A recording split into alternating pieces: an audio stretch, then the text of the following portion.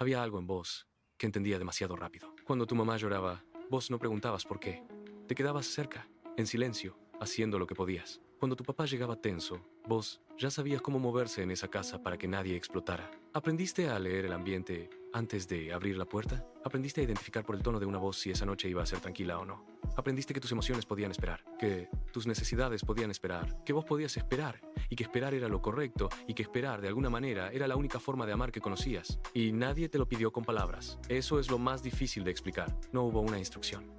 No hubo un momento claro donde alguien te dijera, a partir de ahora, vos sos el responsable emocional de esta familia. Simplemente lo entendiste. Fue gradual, silencioso, casi invisible.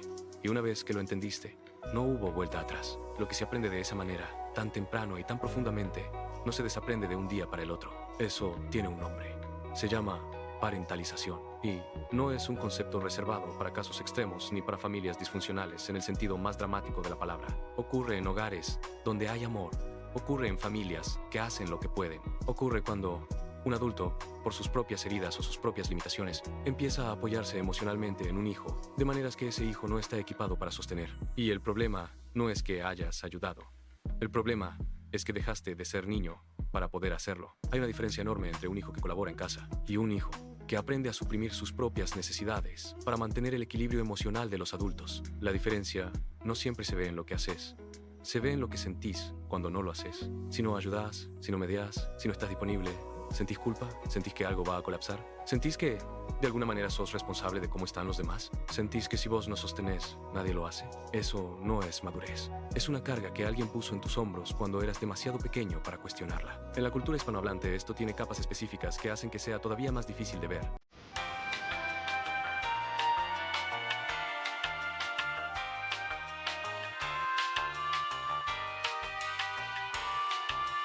La familia está por encima de todo. El sacrificio es una virtud. Somos pobres pero unidos. Tu hermano te necesita. No le des más problemas a tu mamá, que ya tiene suficiente. Vos sos el mayor. Tenés que dar el ejemplo. Frases que suenan a amor y que muchas veces lo son, pero que también funcionan como una trampa invisible. Una trampa que te enseña que priorizarte a vos mismo es egoísmo. Que tus emociones son un lujo que la familia no puede pagar. Que ser bueno hijo significa ser invisible en tus propias necesidades. Y así, creces. Creces siendo el que media entre tus padres cuando pelean, el que calma a tu mamá cuando llora, el que protege a tus hermanos menores de lo que está pasando, el que traduce, literal o emocionalmente, el mundo adulto a un lenguaje que el resto pueda sobrevivir, el que aprende que si vos estás bien, entonces todo está bien, y que si vos no estás bien, mejor no decirlo, mejor seguir funcionando, mejor seguir siendo el que puede, el que aguanta, el que no da problemas. El primer mito que hay que desmontar es este, que todo eso te hizo más fuerte. Hay una narrativa muy extendida que dice que los niños que tuvieron responsabilidades tempranas son más resilientes, más maduros, más capaces. Y es verdad que desarrollas habilidades. Desarrollas una inteligencia emocional aguda. Aprendes a leer situaciones, a anticipar conflictos, a gestionar la tensión de otros. Eso existe y es real. Pero también existe el costo. Y el costo es que nunca aprendiste qué se siente cuando tus emociones importan primero. Nunca desarrollaste el músculo de pedir. Nunca tuviste el espacio para equivocarte sin sentir que eso ponía en riesgo a alguien. Nunca te dieron permiso para ser un problema, porque ya había suficientes problemas en casa. Nunca pudiste ser torpe, o asustado, o perdido, sin tener que resolverlo rápido y en silencio, para que nadie se preocupara. Y eso no te hace más fuerte, te hace más solo. El segundo mito es que tus padres lo hicieron a propósito o con malicia. Casi nunca es así. La mayoría de los adultos que parentalizan a sus hijos están cargando sus propios traumas sin procesar, sus propias soledades, sus propios vacíos. Vinieron de familias donde tampoco aprendieron a pedir de manera sana, donde el afecto se demostró a través del sacrificio y la resistencia. No tenían las herramientas para gestionar lo que sentían y buscaron apoyo donde encontraron disponibilidad. Y vos estabas ahí y eras sensible y eras inteligente y respondiste no porque fuera justo, sino porque eras un niño que amaba a sus padres y quería que estuvieran bien. El amor estaba, la intención de hacerte daño, en la mayoría de los casos, no. Pero el daño ocurrió igual, y ese es el nudo más complicado de desatar. Cuando el origen fue amor, la herida se vuelve imposible de nombrar, sin sentir que estás siendo injusto con quienes te quisieron.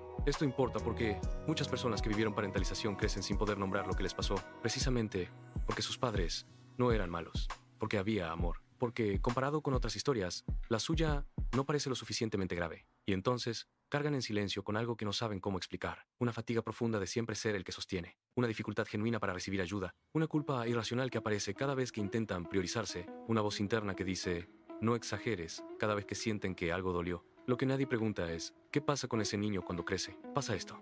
Se convierte en un adulto que sabe exactamente cómo cuidar a los demás y no tiene ninguna idea de cómo dejarse cuidar. Se convierte en alguien que funciona mejor en la crisis ajena que en la propia. Que cuando alguien le pregunta cómo está, dice bien de manera automática, casi refleja.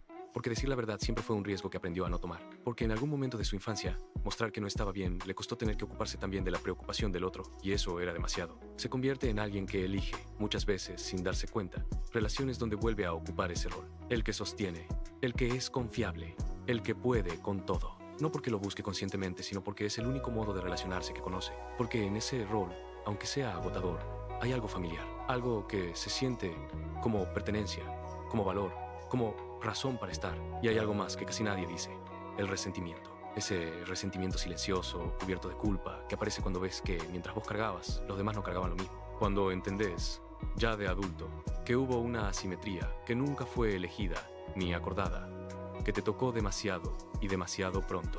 Ese resentimiento no lo puedes decir porque amas a tu familia, pero tampoco lo puedes ignorar porque está ahí, actuando por debajo, coloreando tus vínculos, tu cansancio, tu dificultad para confiar en que alguien puede estar sin que vos lo sostengas. Lo que empeora esto es intentar resolverlo solo con entendimiento intelectual. Muchas personas llegan a entender la teoría. Fui parentalizado, esto me afectó. Y eso es importante, es necesario. Pero entender no desactiva el patrón. El cuerpo sigue respondiendo como lo hizo siempre. Seguís sintiéndote responsable de las emociones de los demás aunque ya sepas que no lo sos. Seguís callando lo que necesitas aunque ya sepas que podés pedirlo. Porque el aprendizaje fue tan temprano, tan profundo y tan constante que no alcanza con comprenderlo. Hay que trabajarlo en la práctica, en el vínculo, en el cuerpo. También empeora el aislamiento. Creer que nadie puede entender esto, o peor, que no hay nada que entender porque así son las familias y todos pasaron por algo. Normalizar lo que no es normal solo porque es común. La normalización no es alivio. Es otra forma de silencio que mantiene el peso exactamente donde siempre estuvo, dentro tuyo. Entonces, si algo de esto resuena, no te voy a decir que sanes tu niño interior, ni que pongas límites. Voy a decirte qué cosas concretas pueden empezar a mover algo aunque sea 1 centímetro. Lo primero es nombrar lo que pasó sin minimizarlo. No para culpar a nadie, sino para darle existencia real. Puedes escribirlo, decirlo en voz alta en un lugar donde nadie te escuche, o contárselo a alguien de confianza. La parentalización no tiene que ser dramática para haber dejado marca. Si cargaste demasiado, cargaste demasiado. Y eso merece ser dicho. Nombrarlo es el primer movimiento, no porque cambie el pasado, sino porque deja de operar solo en la oscuridad. Lo segundo es practicar pedir algo pequeño esta semana, no algo grande. Algo ridículamente pequeño. Pedirle a alguien que te ayude con algo que puedes hacer solo. No porque lo necesites materialmente, sino para entrenarte en la experiencia de recibir sin sentir que debes algo a cambio. El músculo de pedir se atrofia cuando nunca se usa. Y no se recupera leyendo sobre él. Se recupera usándolo, aunque sea de manera torpe, aunque aparezca la incomodidad. Lo tercero es identificar una relación actual donde estés ocupando ese rol de siempre. No para salir corriendo de esa relación, sino para ver el patrón con claridad. ¿Estás eligiendo sostener a alguien que podría sostenerse solo? ¿Estás disponible para todos menos para vos? No se trata de abandonar a nadie. Se trata de ver qué tan automático es ese movimiento. Porque lo que es automático, primero hay que verlo para después poder elegirlo conscientemente. Lo cuarto es permitirte no estar bien sin resolverlo de inmediato. Cuando aparece el malestar, el impulso de alguien que creció así es gestionarlo rápido, callarlo rápido, seguir funcionando, practicar, quedarse con el malestar un rato, sin hacer nada, sin contárselo al revés a otra persona para cuidar su reacción, es contracultural para este patrón. No es pasividad. Es aprender que tus emociones no son una emergencia que hay que resolver antes de que alguien las vea. Y lo quinto, si hay acceso a un proceso terapéutico, este es exactamente el tipo de trabajo que más se beneficia de ese acompañamiento. No porque no puedas avanzar solo, sino porque el patrón se formó en vínculo. Y muchas veces solo se puede deshacer también en vínculo. No en cualquier terapia, sino en una donde haya espacio para que vos seas el que necesita, no el que explica ni el que cuida la comodidad del otro. Nunca te pidieron permiso para cargarte de esa manera. Simplemente te cargaron. Y vos lo sostuviste porque eras un niño que amaba. Y amar era lo único que sabías hacer con eso. Ya no tenés que seguir haciéndolo solo. Si este episodio te dejó pensando en alguien, en vos de chico, o en esa versión de vos que sigue esperando que alguien le pregunte cómo está de verdad, no lo guardes solo para vos. Si algo de esto te tocó, es porque no estás solo en esto. Dar like no es apoyar un video. Es decir, esto también importa. Suscribirte no es seguir un canal. Es elegir un espacio donde no se miente sobre la mente. Y si hay alguien que necesita escuchar esto, mandáselo. A veces entender llega antes que pedir ayuda. Si esto te está superando, pedir ayuda también es una forma de recuperar calma.